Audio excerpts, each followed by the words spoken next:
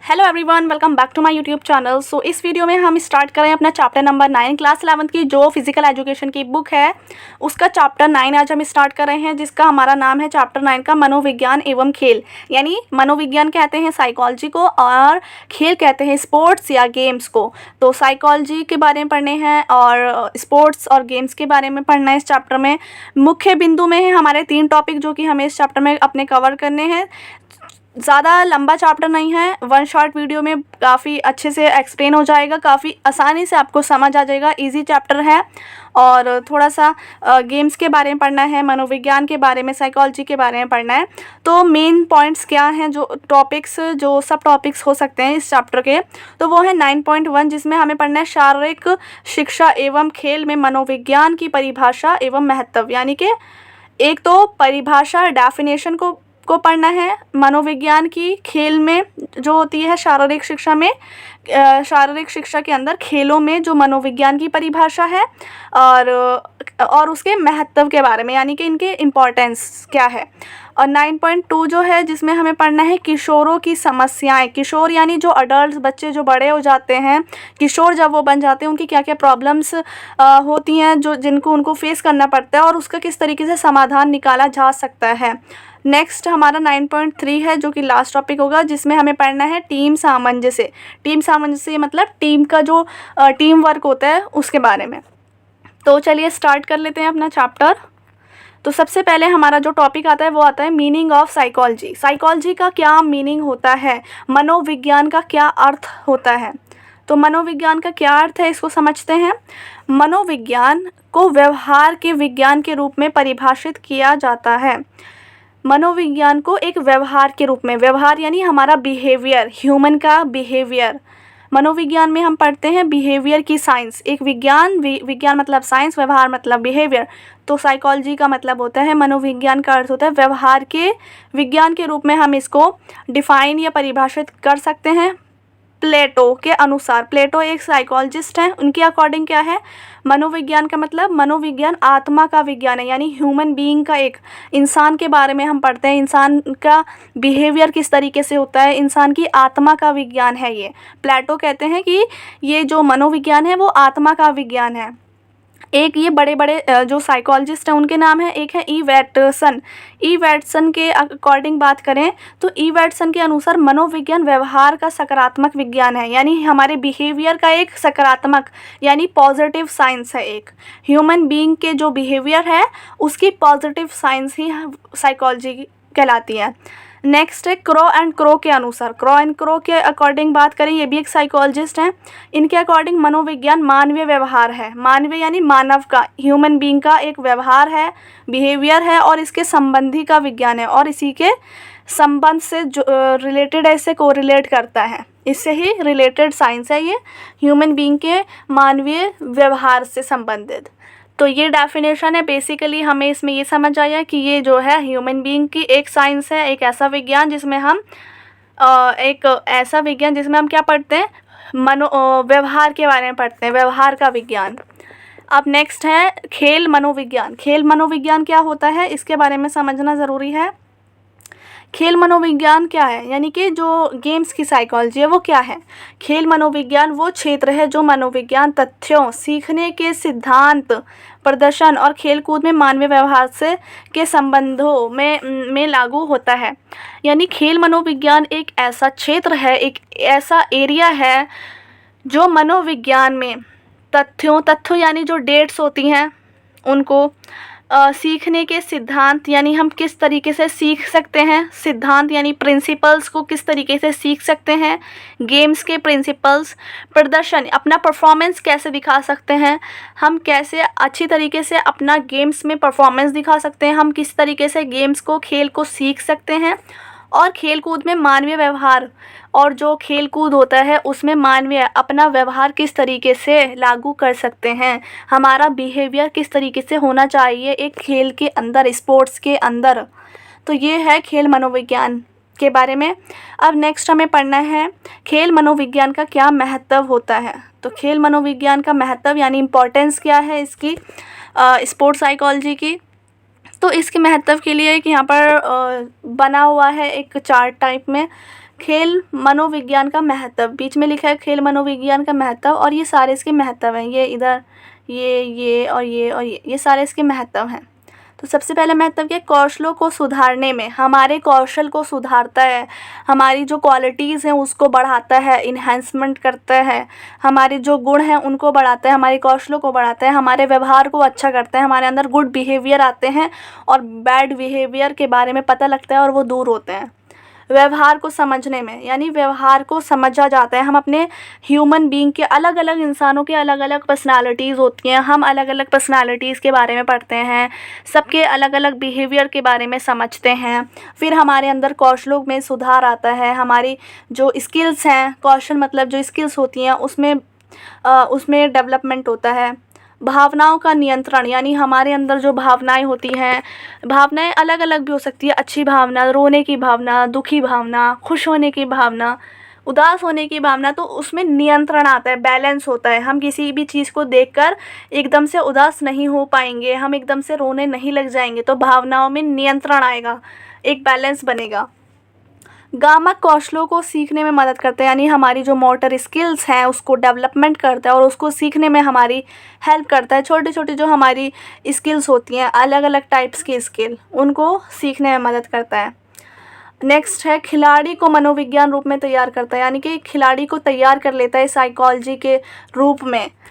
खिलाड़ी को पता लग जाता है कि उसको किस तरीके से अच्छा परफॉर्मेंस दिखाना है और जीतना है, और किस तरीके से वो अपना अच्छा परफॉर्मेंस करके बेहतर प्रदर्शन कर सकता है।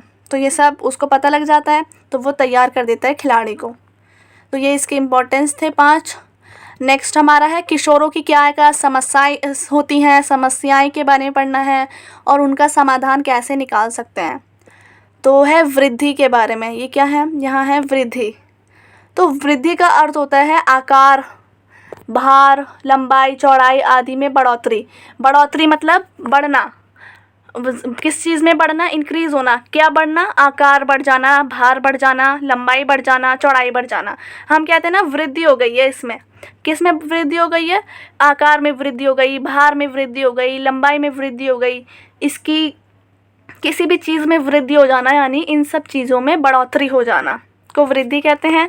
विकास, विकास क्या होता है, विकास का अर्थ होता है शरीर में गुणात्मक परिवर्तन है। गुणात्मक परिवर्तन से है जैसे कि बच्चे की कार्यकुशलता, कार्यक्षमता और व्यवहार में प्रगति। बच्चा जो होता है उसकी कार्यकुशलता में, उसकी कार्य की क्षमता में, वो कोई भी काम करता है उसकी उस काम में एबिलिटी अच्छी होना, गुण उसके अच्छे होना, उसके व्यवहार में प्रगति करना, यानी जो उसके शारीरिक नहीं, हम शारीरिक नहीं कहेंगे, हम उसकी गुणात्मक परिवर्तन कहेंगे। गुण अच्छे हो रहे हैं, उसकी स्किल्स अच्छी हो रही हैं, उसकी वो काम अच्छी तरीके से कर रहा है, वो काम में जो एबिलिटी रख रहा है वो काफ़ी अच्छा अपना प्रदर्शन दिखा रहा है, परफॉर्मेंस अच्छी कर रहा है, वो अपने बिहेवियर को अच्छा कर रहा है, व्यवहार में प्रगति कर रहा है। तो ये सारी चीज़ें विकास हैं। और वृद्धि होती है आकार में, फिजिकली आकार में, लंबाई में, भार में, उसके वेट में। तो ये सब है वृद्धि और विकास में अंतर। नेक्स्ट है माता पिता अपने बच्चों की अधिक समय नहीं दे पाते। अब ये आ गई समस्याएं, किशोरों की क्या क्या समस्याएं होती हैं जब बच्चे बड़े हो जाने लगते हैं, किशोर होने लगते हैं, 18 साल तक के जो होते हैं। अब हम किशोरों की उम्र कह सकते हैं, हम कह सकते हैं 15 to 18 ईयर्स। अभी आप भी एक किशोर हैं। तो किशोरों की क्या समस्याएं होती हैं, माता पिता अपने बच्चों को अधिक समय नहीं दे पाते, ये समस्या होती है। हम जानते हैं कि किशोर अवस्था तेज़ वृद्धि और विकास की अवस्था है और ये दबावों, तनावों आदि से भरी होती है। किशोर अवस्था बहुत ज़्यादा एक ऐसी अवस्था है जिस एज में बच्चे क्या होते हैं, बहुत टेंशन में रहते हैं, बहुत दबावों में रहते हैं और बहुत तनाव में रहते हैं। और उनको किसी एक काम के, कोई काम वाले एकदम ऐसा नहीं होता कि उनको कोई टेंशन दे रहा है या कोई काम की टेंशन है, उनको फालतू की टेंशन्स होती हैं कि वो उसको अपने दोस्त से अच्छा दिखना है, उसे दोस्त से लंबा होना है। तो इस तरीके की उनमें दबाव और तनाव रहते हैं। तो और हम ये भी जानते हैं कि किशोरावस्था बहुत तेज़ी से विकास करती है और वृद्धि होती है इसमें बच्चों की, आदि से भरी होती है। व्यक्ति कई प्रकार की समस्याओं से घिरा होता है इस अवस्था में। ये ना सिर्फ किशोर के लिए गंभीर होती है परंतु उनके माता पिता और अध्यापकों के लिए भी गंभीर हो जाती है। अगर किशोरावस्था में बच्चा तनाव और दबाव में है तो सिर्फ वो खुद परेशान नहीं होगा, उसके पेरेंट्स, उसके माता पिता भी और उसके जो टीचर्स हैं, अध्यापक हैं, उनके लिए भी ये परेशानी का सबब बनती है, जो कि उनकी शिक्षा और मार्गदर्शन के लिए ज़िम्मेदार होते हैं। यानी माता पिता और जो अध्यापक वो उनकी शिक्षा के लिए ज़िम्मेदार हैं, तो वो शिक्षा अच्छे से प्राप्त नहीं कर पाएंगे किशोरावस्था में बच्चे, क्योंकि वो टेंशन में रहेंगे। तो कुछ बच्चों में ऐसा हो जाता है और उनकी शिक्षा ठीक से नहीं ग्रहण कर पाते वो, तो उनके मार्गदर्शन के लिए वो ज़िम्मेदार होते हैं, उनके टीचर्स, उनके पेरेंट्स। इसलिए माता पिता और अध्यापकों को किशोरों के साथ बहुत सावधानी पूर्वक व्यवहार करना चाहिए। किशोरावस्था के अंदर बच्चों से बहुत अच्छे से उनको व्यवहार रखना चाहिए, बिहेवियर अपना अच्छा रखना चाहिए टीचर्स को और पेरेंट्स को। किशोरावस्था में उनके साथ एकदम अपने गुड फ्रेंड्स की तरह बिहेव करना चाहिए। इन समस्याओं के प्रबंधन के लिए निम्नलिखित सुझाव लाभदायक हैं। अगर इन समस्याओं का प्रबंधन कर सकते हैं हम, तो उसके लिए कुछ सुझाव दिए गए हैं जो हम अप्लाई करके किशोरावस्था में बच्चों की समस्याओं को सुलझा सकते हैं। तो मनोविज्ञान की जानकारी, किशोरावस्था की समस्याओं का प्रबंधन यह है। किशोरावस्था की जो समस्याएं हैं उनका प्रबंधन हम किस प्रकार कर सकते हैं। तो सबसे पहला पॉइंट है जिसमें है उचित पर्यावरण उपलब्ध करवाना, उनको एक अच्छा इन्वायरमेंट देना, उनको एक खुला इन्वायरमेंट देना, उनको कोई ऐसी उनके साथ अच्छे दोस्त की तरह बनना, वो आपके साथ बातें शेयर कर सके अपने पेरेंट्स के साथ, अपने टीचर्स के साथ। सही यौन शिक्षा देना, उनको एक अच्छी शिक्षा देना, अच्छी मतलब एक गुड नॉलेज देना, उनको यौन शिक्षा देना, उनको सारी चीज़ों के बारे में बता देना कि उनमें अब क्या क्या चेंजेस आने वाले हैं। गर्ल्स में प्यूबर्टी के बाद डिफरेंट चेंजेस आते हैं, उनको वो बता देना। बॉयज़ के अलग अलग चेंजेस होते हैं जो प्यूबर्टी के बाद आते हैं, तो उनको उन सब की अच्छी इन्फॉर्मेशन देना सही तरीके से, जो सही नॉलेज हो, वरना वो गलत तरीके से वो नॉलेज को अपने अंदर एब्जॉर्ब करने लग जाते हैं। इसलिए पहले ही उनके पेरेंट्स को, उनके टीचर्स को उनको सही इन्फॉर्मेशन देनी चाहिए। किशोरों के साथ उचित व्यवहार करना, ये तो अभी पढ़ा था कि उनके साथ अच्छी तरीके से व्यवहार रखना, उनके साथ एक अच्छे फ्रेंड की तरह रहना, गुड बिहेवियर रखना। व्यावसायिक शिक्षा का प्रबंधन करना, उनके लिए बहुत अच्छी शिक्षा का प्रबंधन। उचित धार्मिक और नैतिक शिक्षा देना, उनको धर्म की भी शिक्षा देना, उनको नैतिक, उनकी वैल्यूज़ के बारे में बताना, उनको एथिकल और उनकी जो रीजनल, जो भी रिलीजन की जो शिक्षाएं होती हैं वो सब देना उनको, ताकि वो कोई गलत काम ना करें। हर रिलीजन में अच्छे अच्छे काम बताए होते हैं, उनको वो सब काम बताना, तो इसलिए वो ताकि गलत कामों से दूर रहें। किशोरों की विभिन्न रुचियों और बौद्धिक स्तरों को संतुष्ट करना, यानी अलग अलग उनकी रुचियां होती हैं, डिफरेंट इंटरेस्ट होते हैं किशोरों के, और बौद्धिक स्तर में वो उनको संतुष्ट करना, उनकी मेंटल हेल्थ पे कोई इफ़ेक्ट ना पड़े, उनके जो इंटरेस्ट है उनको वो उनके इंटरेस्ट के अकॉर्डिंग चीज़ें करवाना, ताकि उनकी मेंटल हेल्थ बिल्कुल ठीक रहे। तो ये सारे थे इसके कुछ प्रबंधन उनकी समस्याओं को ठीक करने के लिए। अब ये एज दे रखी है, ये आपको पता होना चाहिए। किशोरावस्था 12 to 18 ईयर्स की होती हैं। यह अभी हम स्टार्टिंग में बात कर रहे थे, तो किशोरावस्था 12 to 18 होती हैं। ये है ये पूरा चार्ट है।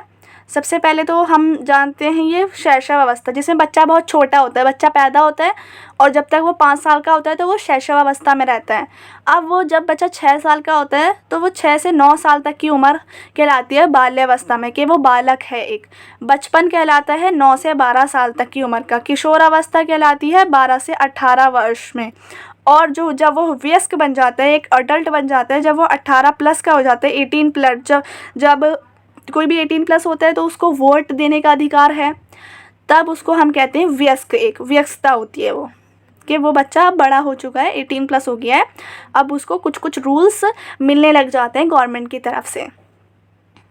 नेक्स्ट है हमारा किशोर अवस्था, किशोरों की समस्याओं और इनका प्रबंधन करना। तो किशोरों की कुछ मुख्य समस्याएं होती हैं, जैसे कि अभी हमने पढ़ा उसके बारे में यहाँ पर और थोड़ा सा लिखा हुआ है। क्या होती हैं? शारीरिक समस्याएं होती हैं। शारीरिक जैसे शरीर की समस्याएं कि मुझे अपने दोस्त से ज़्यादा अच्छा दिखना है, मुझे अपने दोस्त से ज़्यादा लंबा दिखना है, मुझे उसके अकॉर्डिंग अपने आप की बॉडी मेंटेन करनी है, मुझे जिम जाना है। ये सारी जो मतलब रुचियाँ होती हैं ये उनके अंदर आती हैं। आत्म जागरूकता में वृद्धि, यानी अपने आप को जागरूकता में उनके अंदर वृद्धि होती है। ये भी एक उनकी समस्या है। आत्म जागरूकता में खुद को जागरूक करने में वृद्धि करना। यौन संबंधी समस्याएं, जो सेक्सुअल प्रॉब्लम्स आती हैं जब वो बड़े हो जाते हैं, अडल्ट्स हो जाते हैं, तो किशोर अवस्था में ये भी प्रॉब्लम्स आती हैं कि उनको इसकी इन्फॉर्मेशन होनी चाहिए, पहले सही इन्फॉर्मेशन, एक्यूरेट उनको इन्फॉर्मेशन देनी चाहिए, और ये सारा काम पेरेंट्स या टीचर्स का होता है। करियर के चुनाव की समस्या, यानी एक तो ये सबसे बड़ी समस्या है कि अगर कोई पढ़ने वाला है तो वो अपनी पढ़ाई में बहुत टेंशन लेते हैं, तनाव में रहते हैं कि हमारा करियर में क्या होगा, हम आगे चल के क्या करेंगे, हम स्कूलिंग अपनी कंप्लीट करने के बाद हम किस यूनिवर्सिटी में एडमिशन लेंगे, हम कौन सा कोर्स चूज़ करेंगे, तो इस टाइप की करियर क्या रहेगा, हम क्या बनना चाहते हैं, इस तरीके की बहुत सारी समस्या आती हैं। और कुछ समस्या जैसे निर्भरता, आत्मनिर्भरता, आदर्शवाद बनाम यथार्थवाद, नशाखोरी, यानी कि कुछ गलत चीज़ों में वो मतलब कि गलत चीज़ों के अंदर पड़ जाते हैं, नशाखोरी करने लग जाते हैं, नशे ड्रग्स वगैरह लेने लग जाते हैं। भावनात्मक समस्याएं आ जाती हैं। किशोर अवस्था में लापरवाही बहुत करते हैं, चीज़ों को टाल देते हैं, प्रोकास्टिनेशन करते हैं। और आत्मनिर्भरता नहीं रहती, आशीर्वाद बनाम यथार्थवाद, नशाखोरी, ये सब चीज़ें जो होती हैं ये इसके अंदर आ जाती हैं किशोर अवस्था में, जो भी प्रॉब्लम समस्याएं वो फेस करते हैं बच्चे। तो ये चार्ट के थ्रू समझाया था, आई होप आपको अच्छा लगा हो, समझ भी आया हो, चार्ट से थोड़ा अच्छे समझ आ जाता है। नेक्स्ट टॉपिक है हमारा किशोर अवस्था। वो अवस्था है, अब किशोर अवस्था को जान लेते हैं, थोड़ा सा डीप नॉलेज ले लेते हैं इसकी। किशोर अवस्था क्या है? एक ऐसी अवस्था है जिसमें मनुष्य बाल्यावस्था से परिपक्व अवस्था की ओर बढ़ता है, यानी पहले वो बालक था, बाल्यावस्था में था, अब वो आगे बढ़ रहा है, किशोर अवस्था की तरफ जा रहा है। तो किशोर अवस्था की समस्याएं जैसे कि अभी हमने पढ़ा, उदास रहना, कुछ आगे और भी समस्याएं होती है जैसे कि उदास रहता है, हर वक्त तनाव में रहता है। विवाह पूर्ण यौन संबंधी समस्या, यानी कि विवाह की समस्याएं कि उसकी विवाह से मतलब उनको अभी से ही होने लग जाते हैं कि उनकी शादी किससे होगी, उनका विवाह कैसे होगा, तो ये वाली समस्याएं आ जाती हैं। और आत्मसम्मान की प्रॉब्लम आ जाती है कि अपनी खुद की क्या सम्मान है अपना, उनके स्वयं का आत्मसम्मान रखना, कि उनको बहुत ज़्यादा अपने आत्मसम्मान बनाए रखने के समाज में अपनी एक पहुंच बनाने की बहुत एक ज़िद चढ़ जाती है कि उनका आत्मसम्मान ख़राब नहीं होना चाहिए, कोई ऐसी चीज़ नहीं होनी चाहिए, तो वो बहुत कुछ भी कर सकते हैं वो अपने आत्मसम्मान को अच्छा रखने के लिए। आपराधिक और सामाजिक गतिविधि भी आ जाती है, ये भी एक समस्या है, यानी कि अपराध में भी पड़ जाते हैं, कुछ नशीली दवाओं का भी दुरुपयोग करने लग जाते हैं जब वो कुछ ज़्यादा ही गलत चीज़ों में पड़ जाते हैं, ड्रग्स लेने लग जाते हैं।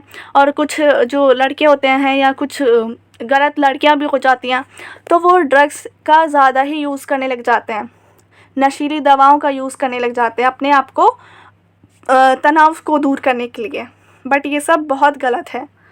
किशोर अवस्था की समस्याओं के क्या क्या समाधान हैं? माता पिता की सहानुभूति और उदार रवैये या व्यवहार, माता पिता उनसे बहुत अच्छी तरीके से रहें, माता पिता उनको अपना दोस्त समझें, उनको ज़्यादा डांट डपट ना करें, उनसे अच्छे से उनकी प्रॉब्लम्स उनके से पूछें, उनके क्या प्रॉब्लम्स हैं, उसका समाधान निकालें सही तरीके से। घर और स्कूल में स्वस्थ वातावरण हो, उनको कोई ऐसे दोस्त ना मिले, अपना बैकग्राउंड अच्छा बनाना चाहिए, अपने दोस्त अच्छे बनाने चाहिए, क्योंकि घर से और स्कूल से काफ़ी ज़्यादा इफ़ेक्ट पड़ता है माइंड पर। किशोर मनोविज्ञान का समुचित ज्ञान होना चाहिए कि हम अब बड़े होंगे, किशोर होंगे, या फिर हम अगर जैसे हम अडल्ट होंगे तो हमारे अंदर क्या क्या चेंज आएंगे, साइकोलॉजी के अकॉर्डिंग उनको पता होना चाहिए। उचित यौन शिक्षा, उनको यौन शिक्षा अच्छी और उचित एक्यूरेटली उनको सेक्सुअल इन्फॉर्मेशन होनी चाहिए ताकि वो गलत चीज़ को अपने अंदर एब्जॉर्व ना कर लें और गलत तरीके से शिक्षा ना लेने की कोशिश करें। सही दिशा में ऊर्जा का प्रवाह और उनकी जो एनर्जी है उसको वो सही दिशा में लगनी चाहिए। तो ये सारी समस्याएं का समाधान है। अब जो हमारा नेक्स्ट टॉपिक है वो है टीम सामंजस्य 9.3, जो कि लास्ट टॉपिक है और इसका महत्व तो ये पढ़ना है। सबसे पहले पढ़ते हैं टीम सामंजस्य होता क्या है। तो इसकी डेफिनेशन में क्या लिखा है, टीम सामंजस्य की डेफिनेशन है, एक टीम सामंजस्य क्या है, एक गतिशील प्रक्रिया है, एक ऐसा प्रोसेस है, एक ऐसी प्रक्रिया है जो गतिशील है, एक समूह के लिए एक साथ रहने और लक्ष्यों और उद्देश्यों की खोज में एकजुट रहने की प्रवृत्ति में परिलक्षित है। कैरॉन 1982 के अकॉर्डिंग, यानी कि टीम सामंजस्य क्या है, हम ग्रुप में रह के, एक समूह में रह के बहुत सारे व्यक्ति एक टीम बनाकर और अपने लक्ष्यों को, अपने जो उनके गोल्स हैं और उनके जो उद्देश्य हैं, ऑब्जेक्टिव्स हैं, उनकी खोज करना और उसमें एकजुट रह के कोशिश करना और अपने लक्ष्य तक पहुंचना, अपने गोल्स को हासिल करना, यही है टीम सामंजस्य, एक साथ रहकर काम करना। टीम कोहेसिवनेस को एक बंधन के रूप में परिभाषित किया जा सकता है। टीम कोहेसिवनेस को एक बंधन के रूप में हम परिभाषित कर सकते हैं जो लोगों को सदस्यता विशेष समूह की ओर खींचता है और इस समूह से अलगाव का विरोध करता है। यानी कि क्या होता है इसमें, एक बंधन में हम इसको परिभाषित कर सकते हैं, कोहेसिवनेस ये जो है इसको हम एक बंधन के रूप में परिभाषित कर सकते हैं जो लोगों को सदस्यता देती है। एक टीम में हर किसी को सदस्यता मिलती है, एक एक वो मिलता है, अपना एक नाम मिलता है टीम के अंदर और विशेष समूह की ओर खींचता है कि एक स्पेसिफिक ग्रुप है हमारा, ऐसा हो जाता है, टीम बन जाती है। और इस समूह से अलगाव का मतलब होता है अलग होना। तो इस समूह से, किसी भी टीम से अलग होने का विरोध करता है कि कोई भी इंसान उस टीम से अलग नहीं हो सकता वरना टीम टूट जाएगी। तो टीम में बने रहकर अच्छे से अपने काम में लगे रहना, एक साथ मिलजुल कर काम करना, टीम सामंजस्य होता है। खेलों में टीम सामंजस्य का क्या महत्व है, तो इस महत्व को पढ़ना है। इसमें कुछ पॉइंट्स दे रखे हैं आपको, टोटल 6 पॉइंट्स हैं। क्या महत्व होता है खेलों में टीम सामंजस्य का, अगर किसी गेम में अगर हम अपनी टीम बना लें तो उसका क्या इम्पोर्टेंस है। तो टीम सामंजस्य अधिक से अधिक महत्वपूर्ण होता जा रहा है, डे बाय डे ये इसकी इम्पोर्टेंस बढ़ती जा रही है। किसी भी गतिविधि में प्रदर्शन किया गया मुख्य उद्देश्य है। और समूह खेलों में जब हम ग्रुप के गेम्स करते हैं, स्पोर्ट करते हैं, जैसे उच्च समूह सामंजस्य को बहुत सहायक माना जाता है और इससे प्रदर्शन अच्छा होता है, इससे प्रदर्शन होता है हमारा। अगर हम उच्च समूह सामंजस्य को बहुत सहायक, बहुत हेल्पफुल माना जाता है इसको, और प्रदर्शन भी ठीक होता है।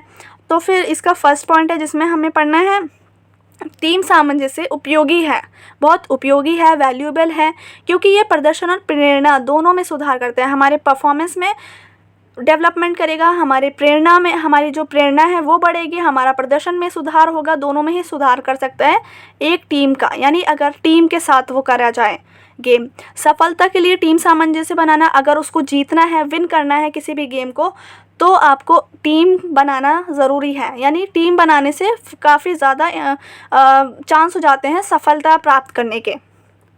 थर्ड पॉइंट है संचार की खुली लाइन को प्रोत्साहित करना, यानी संचार यानी कि कम्युनिकेशन करना, एक व्यक्ति से दूसरे व्यक्ति तक अपनी बात को पहुंचाना, उसकी खुली लाइन को प्रोत्साहित करें। फोर्थ पॉइंट है सुनिश्चित करें कि सभी एथलीट टीम में अपनी भूमिका जानते हैं। यानी ये सुनिश्चित होना चाहिए कि सब अपनी अपनी भूमिका जानते हों, सब जानते हो कि उनको क्या चीज़ खेलनी है, कौन सा गेम खेलना है, और सबको अपने रूल्स के बारे में पता हो अच्छे तरीके से कि उनको जब परफॉर्मेंस दिखानी है तो उनको क्या काम करना है। फिफ्थ है एक टीम उद्देश्य विकसित करना, यानी कि एक टीम का मोटिव, एक उद्देश्य होना चाहिए। हर चीज़ का जब उद्देश्य बन जाता है तो वो खुद ही अच्छी हो जाती है।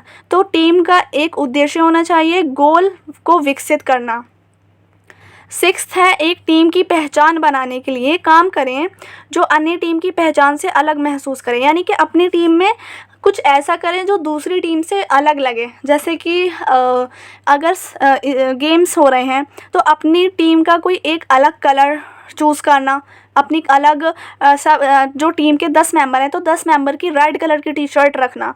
तो हमें पता लग जाएगा कि ये जो रेड कलर वाली जो टी शर्ट्स हैं ये इस टीम के, ये हमारी टीम के हैं। तो अपनी टीम का कुछ ऐसा करना, कुछ भी और भी एग्जांपल्स हो सकते हैं। ऐसे करके कुछ अपनी टीम को अन्य टीमों से, बाकी अदर्स जो टीम्स हैं उनसे थोड़ा डिफरेंट बनाना, यूनिक बनाना। तो ये थे कुछ इसके इम्पोर्टेंस, टीम सामंजस्य की इम्पोर्टेंस और डेफिनेशन। आई होप आपको समझ आया हो। बस यही हमारा चैप्टर था। चैप्टर भी कंप्लीट हो गया है। अगर कोई डाउट है तो कमेंट सेक्शन में आप पूछ सकते हैं। बाकी अगर कोई और वीडियो देखनी है तो कमेंट सेक्शन में प्लेलिस्ट का लिंक गिवन है, वहाँ से जाके आप देख सकते हैं। प्लेलिस्ट में जो भी आपको देखना है, क्वेश्चन आंसर या explanation video. So if you like my video then please share it and don't forget to subscribe my channel. Thanks for watching. Bye.